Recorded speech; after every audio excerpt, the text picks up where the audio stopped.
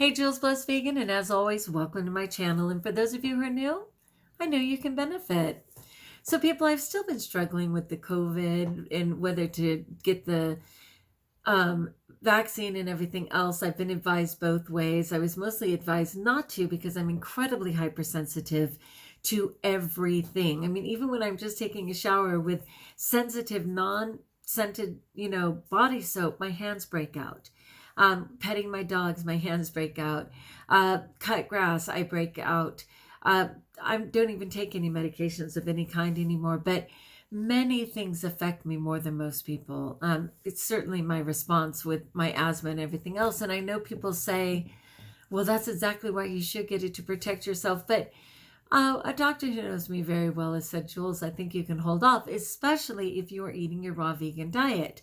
And there's no doubt that that has helped so many of my ailments, from improving my kidneys to improving my thyroid to improving my asthma, now that it's no longer something I'm self-inflicting with toxic food and that I'm inputting into my body. And so they're just like, lesser countries that don't have access to the vaccine have certainly used social distancing, masking, washing their hands, and successfully warded off the coronavirus by all accounts, or certainly with the percentages equal to those who are being vaccinated, which of course we're well on our way to doing. But I'm continuing to research it all the time because I'm not completely against it. And as a teacher, I have kids coming face to face back into my classroom, and I really need to consider all of my options in protecting myself. So this is a really good article, I think, on 10 surprising things we've learned about the coronavirus. A year into the pandemic, we know a lot more about the virus than we did in the beginning. And so I'll keep this in the description of the video, but I wanted to share this. And yes, I'm talking a little quickly because I don't want the video to be too long. But anyway, I think it's interesting. So again, this is just information. I'm not advising people either way. It is very much a personal choice on whether to get that vaccine or not. I have some family members who have, some family members who haven't. Same thing, many friends, many who haven't, some who are against it for reasons that aren't logical to me at all, conspiracy theorists, etc. Others who are trusting their diet to protect them, and just a variety. And many who are steadfast, absolutely believe in it and are getting everyone they can to try and get us to hit that marker where, more people have been vaccinated than not. So it reads, remember wearing gloves and wiping down groceries to stay safe from the coronavirus, thinking that COVID-19 would be no worse than the case of the flu, or believing the pandemic would be gone by summer? A year after the U.S. declared a national emergency on March 13th, 2020, which I assure you every teacher in the country had that written on their whiteboard for like a whole year, because that's the day they sent us home. We now know that many of our early assumptions, and these are all hyperlinks, about the new coronavirus that rapidly swept the globe were wrong. Through the long months of the pandemic, the virus constantly found new ways to surprise us. A day had not gone by during the pandemic where I had not had some sort of, oh my moment, said Dr. David Anaroff, MD. Perhaps the biggest surprise, Anaroff says, is that has been the sheer size and scale of devastation. And listen to the numbers. In 1 year, the coronavirus infected 117 million people worldwide, killed nearly 2.6 million, with 525,000 of those in the U.S. alone. So like 1 in every 5 persons that died was just from the United States. I think part of that was kind of our arrogance and stubbornness to not be willing to protect ourselves, but that's just my opinion. People warned us that something like this could happen, but it's different to see it happen and to see the power of the microscopic critter, meaning, of course, the germ, to extract this much panic, fear, and anxiety and human suffering on a global level. And of course, we're nowhere near out of this, right? As they're having resurgence and different strains and variances and everything else around the world. Here are 10 things we've learned since the onset of the pandemic that have surprised us the most about the coronavirus. 1, it's in the air. At the beginning of the pandemic, most medical experts thought the coronavirus spread through large respiratory droplets that traveled only a short distance through the air, or through intermediate objects that had been touched by an infected person. We were told to wash our hands frequently and disinfect surfaces. But as the pandemic went on, we learned a ton about just how important the air was for spreading the disease. Studies emerged that showed that the virus was in tiny particles suspended in the air and that people got infected after being in the same room as someone. The U.S. Centers for Disease Control, the CDC, now says smaller viral droplets and particles can remain suspended for many minutes to hours and travel far from the source. Airborne transmission is especially likely in enclosed spaces with poor ventilation and when infected individuals are shouting, singing, or exercising, the CDC says. That realization helps shift health guidance to focus on mask wearing and social distancing. I know I'm about to be in a room with a bunch of students, so I absolutely said no to PE in there, right? Number 2, it's worse than the flu, much worse. Because the coronavirus and the seasonal flu are both respiratory viruses with similar symptoms, many experts early in the pandemic compared the two. However, we now know that the coronavirus is significantly more infectious than the flu. An infectious disease epidemiologist and dean of the Yale School of Public Health confirmed. A person with seasonal flu infects an average of 1.28 additional people, so maybe 1, maybe 2. Not likely. While a person with COVID infects at least 2 and usually 3. It may not sound like a big difference, but it's why the flu was almost non-existent this winter as Americans practiced mask wearing and social distancing while the coronavirus continued to spread. It's also the reason why one sick person at an indoor choir practice or hockey game is able to infect so many. In addition to being more contagious, the coronavirus is also more deadly than the flu. A study published February 10, 2021 in the Canadian Medical Association Journal found that the risk of death from the COVID is more than triple that of the seasonal flu. So at least 3 or more. Number 3, people with no symptoms can spread it. Normally we can slow the spread of the virus by isolating people as soon as they show symptoms, but that doesn't work for the coronavirus because infected people can spread it even if they have no symptoms, and that's a hyperlink. Researchers say that was one of the most unexpected and frightening things they've learned about the coronavirus. We completely missed the boat on that, says Cameron Wolf, an infectious disease specialist and co-chair of the clinical COVID-19 task force at Duke University. Young people can acquire COVID, shed it highly, but be completely oblivious. Yet the 75-year-old they walk past is going to be infected and get very sick. A study published January 7th in the JAMA, which is the Journal of American Medical Association, estimated that about 59% of all transmissions is caused by people who haven't yet developed symptoms or asymptomatic people who never develop symptoms. That's why precautions like screening questions and temperature checks aren't enough to prevent its spread. And yet that's exactly what we're doing at the school site. Have you been exposed? How are you feeling? Oh, quick, let's take your temperature. I will not be taking off my mask anytime soon, people, nor stopping my social distancing. Number 4, COVID-19 is more than a respiratory disease. Doctors originally thought COVID-19 was a disease caused by respiratory tract infection, perhaps with complications.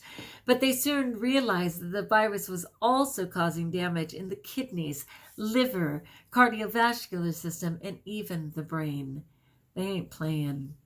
And then there was its most distinctive symptom, the loss of sense, taste, and smell, which absolutely happened to some of my nieces and nephews in their early 30s. The clinical spectrum of symptoms continues to catch us by surprise, Wolf says. Many experts now believe the virus is likely a vascular disease, not a respiratory one. If the virus infects blood vessels and circulates through the body, that may explain its ability to cause so many wide-ranging symptoms. It also explains why high blood pressure alone puts people at significantly higher risk, another unusual characteristic of the COVID-19. Number 5, it can cause your body to attack itself.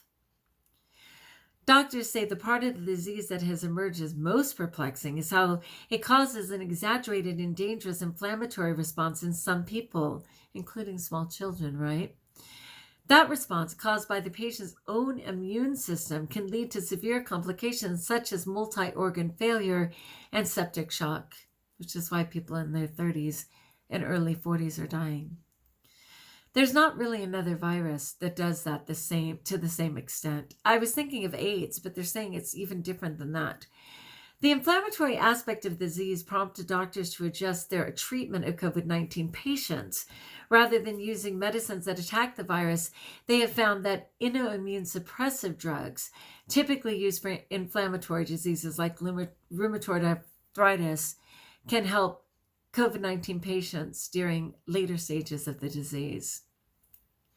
Oh my gosh, people. Sorry I'm tripping over my words. I'm exhausted, but I love to check in with my JBV community.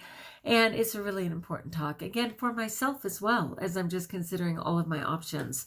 So bear with me that I'm not as fluid as I tend to be. Let's keep going. Number 6, it's mutating.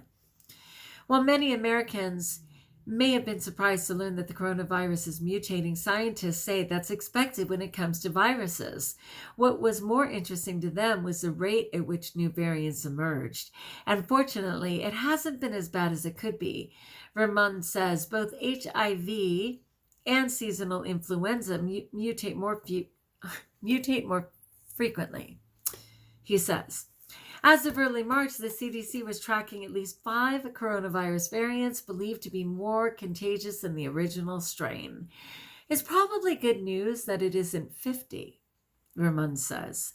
At the current rate, vaccine manufacturers should be able to keep up and develop vaccines that protect against more than one strain. Again, people, they have proven forever now that a vegan diet, and in particular, a plant-based or even raw vegan, which is just fruit, vegetables, plant-based fats, have fought against all ailments.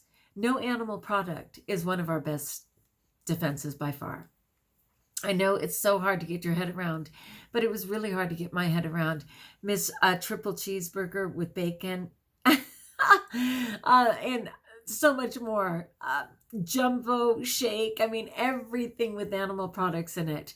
What a difference a couple of years has made. All right. So the older you are, the more dangerous it is. And that's just true for disease in general, right? Age is by far the strongest predictor of your risk for COVID-19.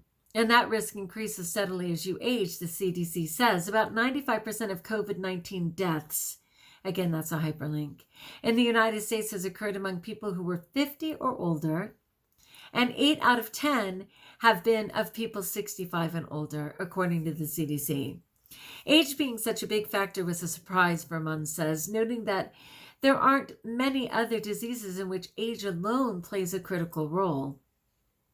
Fortunately, studies show avoiding chronic conditions such as obesity, high blood pressure, and diabetes can significantly improve your odds no matter what age you are.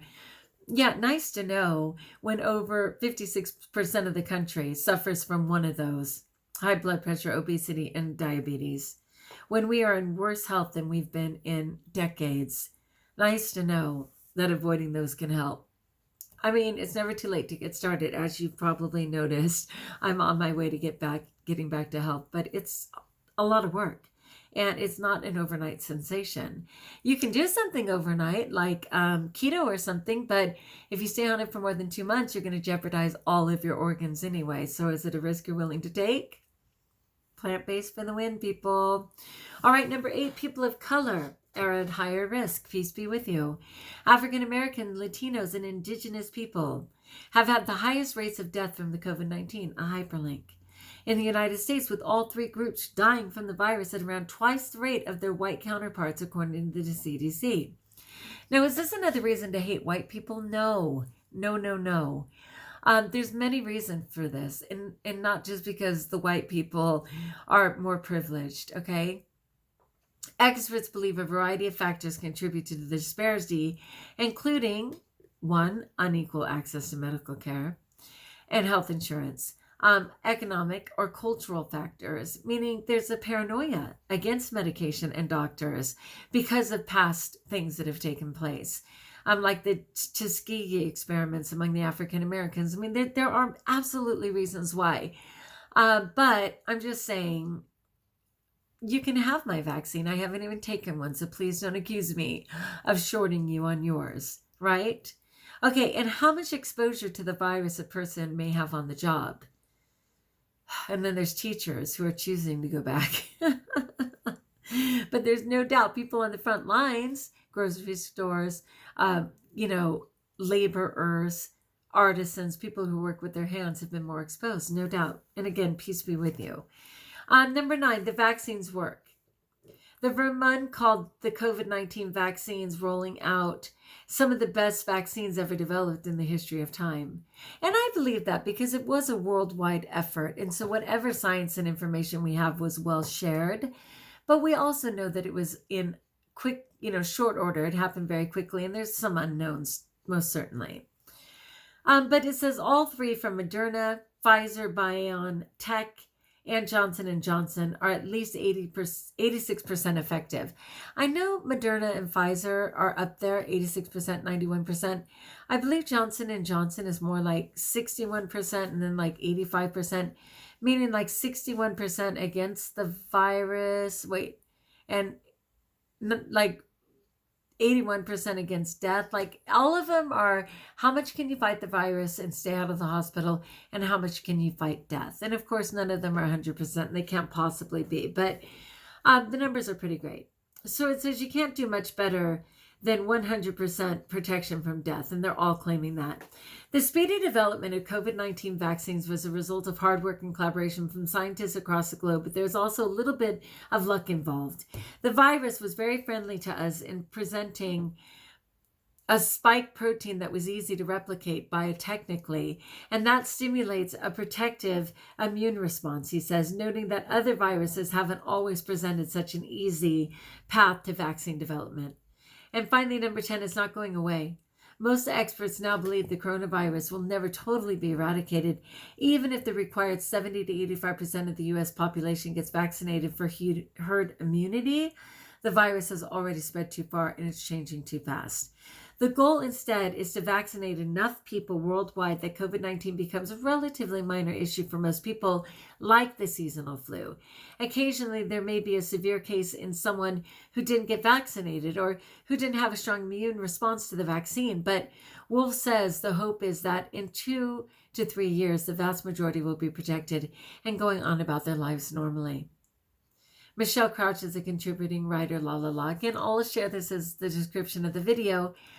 I think it's an important article. I'm going to be doing a couple on this just to help people decide what's up for themselves. So again, the 10 things was it's in the air. It's worse than the flu, much worse. People with no symptoms can spread it. COVID-19 is more than a respiratory illness. It can cause your body to attack itself. It's mutating. The older you are, the more dangerous it is. People of color are at higher risk.